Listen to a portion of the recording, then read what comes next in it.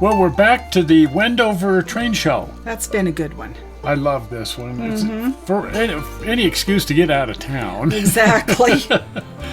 And Wendover, it started off as a FreemoN event, and FreemoN is kind of different.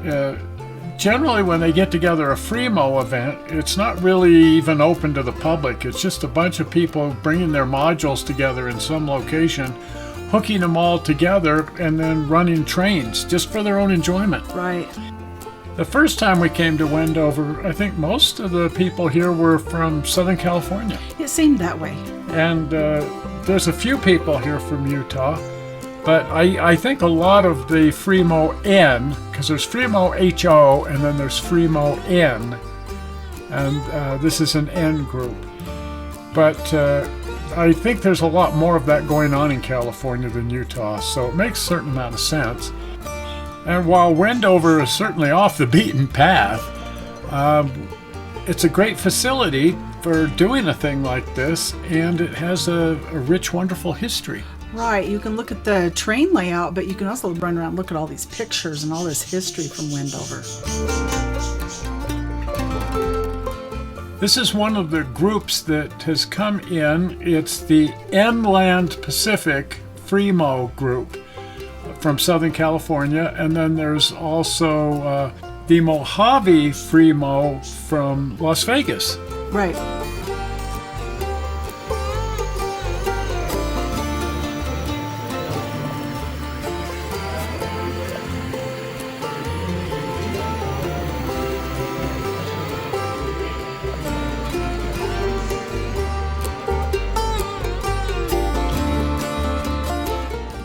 As is typical of model railroaders, most of the people here have chosen to model their own locale. Right. I get a really big kick out of that. It's kind of an interesting thing. I mean, we went to one layout in California where the guy had done Disneyland because he was just outside of Disneyland. Yes. He said, well, that's my local railroad. Right, yes. And some of them do the hangar out here at Wendover. They've got a little model of that, which I find interesting.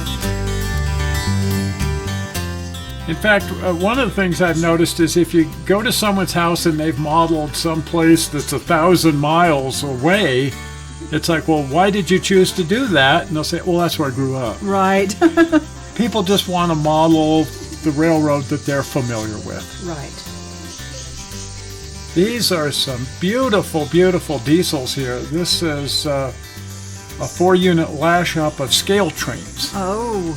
And scale trains came on the market, I'd like to say recently, but they've been around now for a little while. Mm-hmm. But they are making, I think, the finest product out there.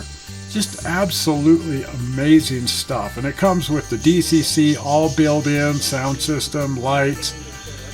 What you see right there is what you get. That's out of the box, set it on the track, and away you go.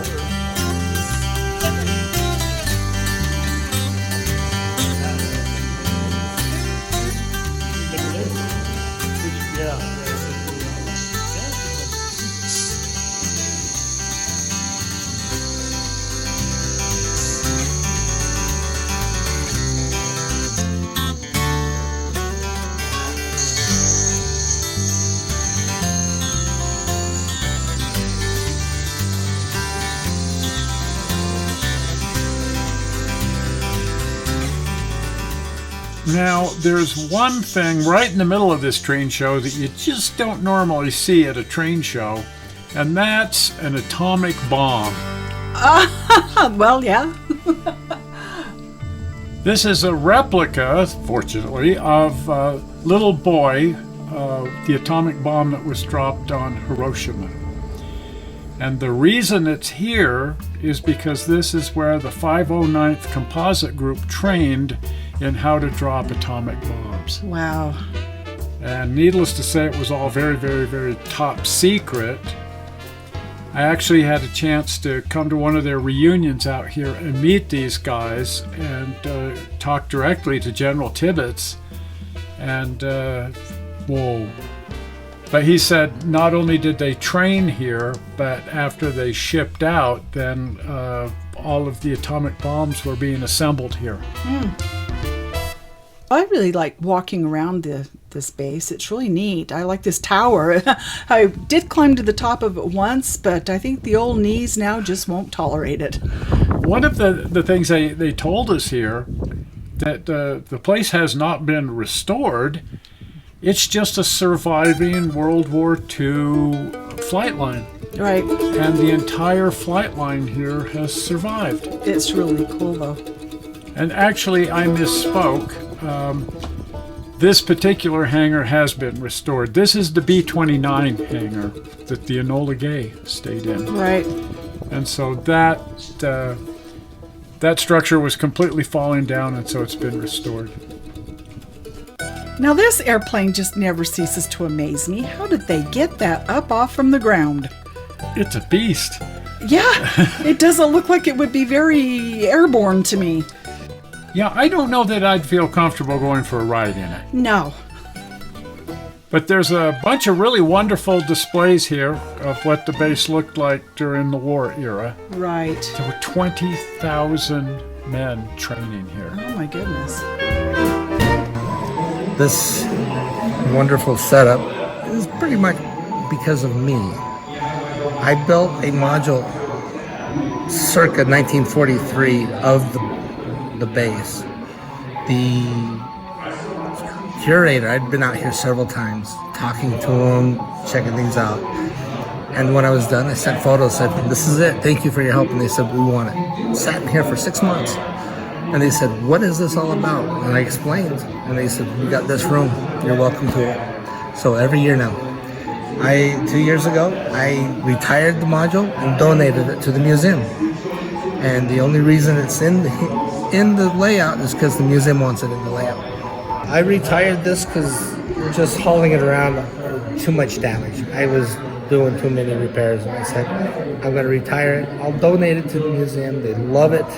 A month and a half ago, I came out and I redid all the wiring on it and got it upgraded and fixed it up for them. So tell us about the train station on there.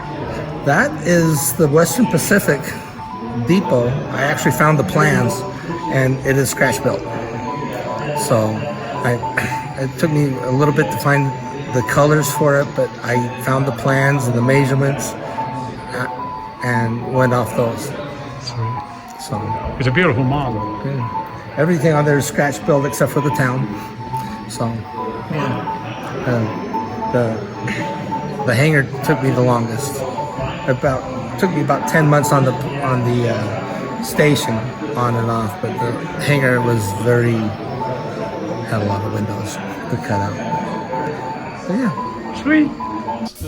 But one of the fun things I like about these FreemoN events is that there's a lot of trains out there running, but the people who've come here to run have come here to run. And they're just really enjoying running this model railroad that they've built and switching out trains and running it as closely as they can to an actual railroad. I think it's just really neat.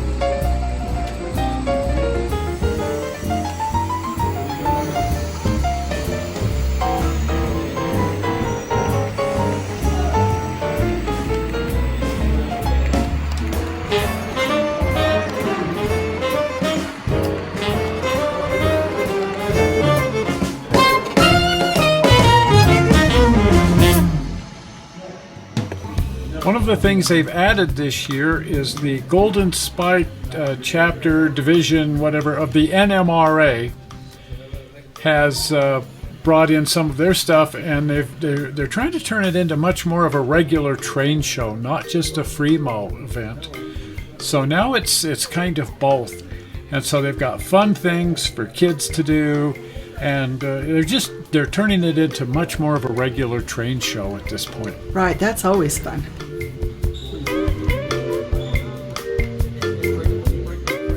These are always fun, these pizza box layouts. It teaches kids, old and young, how to make a small layout. This is one of the most successful programs, I think, in any of the NMRA divisions. And now it's being duplicated in a lot of the other areas, but they get people to sign up to build a little layout, a little tiny N-scale layout the size of a pizza box. And they've had, I forget how many thousand people now right. build layouts just here in the Wasatch division of the NMRA. Oh, and this is another one of the model railroad groups, the Ophir Tintican Western. Oh, wow. And so over in another part of the building, they've set up their modular railroad. And so that's always fun. They've got both HO and N, and they brought in their N-scale layout.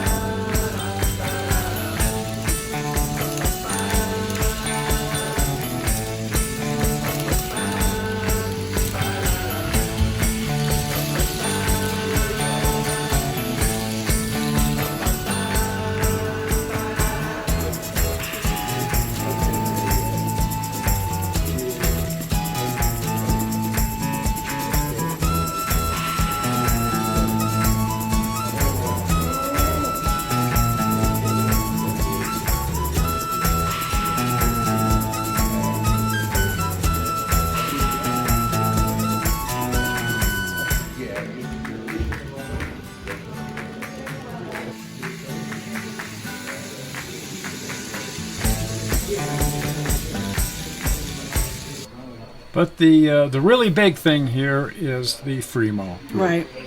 And you can see there's room, so maybe over time there'll be even more FreemoN people joining in and coming to this train show. Right. Because, man, it's a great one. It is.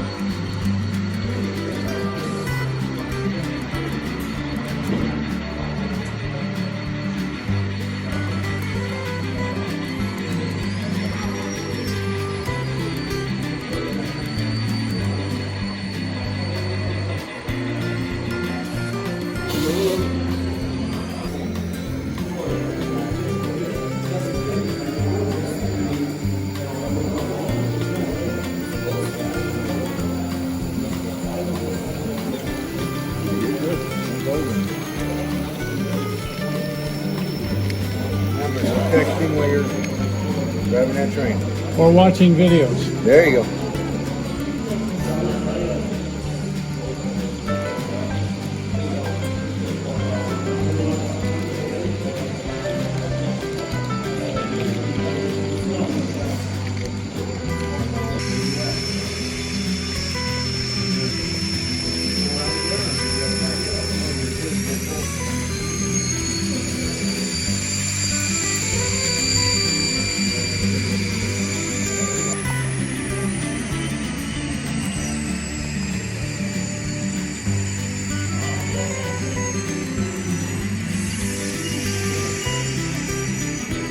That's cheating, Bill.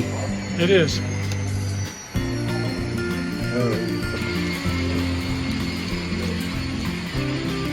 Campfire.